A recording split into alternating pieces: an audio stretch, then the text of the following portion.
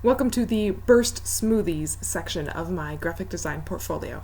If you have not seen the Step Above Properties section, you can find that by going back to my original website, which serves as the hub for all the projects I have in my portfolio. If you are viewing this on YouTube, that'll be the second link in the description. If you are viewing this from the Behance page, as intended, you'll scroll all the way down to the bottom. There'll be return to website link down at the bottom there. Enjoy. All right, so now we're looking at the Smoothie Cup 3D model for Burst Smoothies, my fake smoothie company that I created for the purposes of this portfolio. This project is mainly made in Adobe Dimension, but I also used Photoshop at the end just for a little bit of photo editing. So this project was actually very simple because I started with an Adobe stock 3D model. So I already had the model of the smoothie cup. I did not even do any of that 3D modeling myself.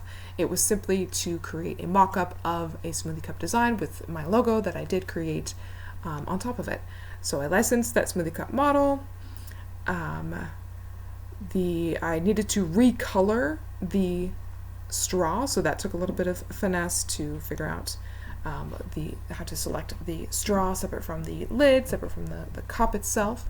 I recolored the lid and the straw in Burst Smoothie Maroon, and then we put it into a scene. So I added lighting, I added just one of their default backgrounds, I dragged in the PNG of my Burst Smoothies logo onto the cup, did it perfectly for me. They make it so easy in Adobe Dimension. And then I just duplicated the entire design. So I had 3 of them. I rotated them a little bit, so they're all a little bit different. A really cool thing in Adobe Dimension is you can match to image.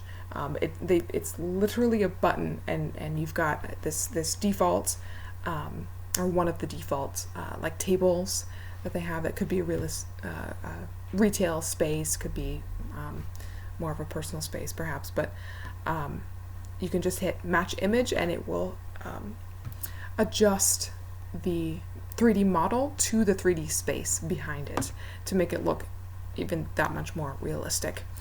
And I liked what I had here, but it wasn't exactly fitting the whole smoothie vibe. The background, as expected, because it's a default, it's one of the default background images in Adobe Dimension. It was too generic. So I went back to Adobe Stock, picked out a more fitting image, not entirely a retail space. This kind of looks more to me like the inside of someone's house, perhaps, a very nice house, albeit, but it did have more like the greenery. It's got the strawberries on the side, which I wanted to leave those nice and sharp.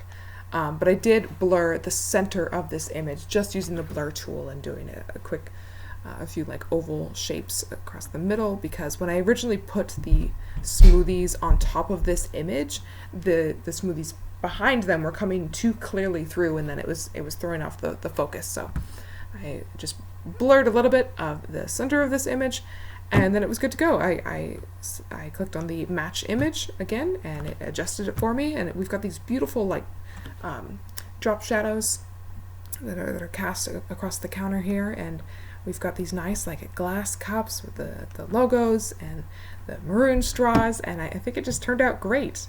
So that's all I have for the 3D smoothie model.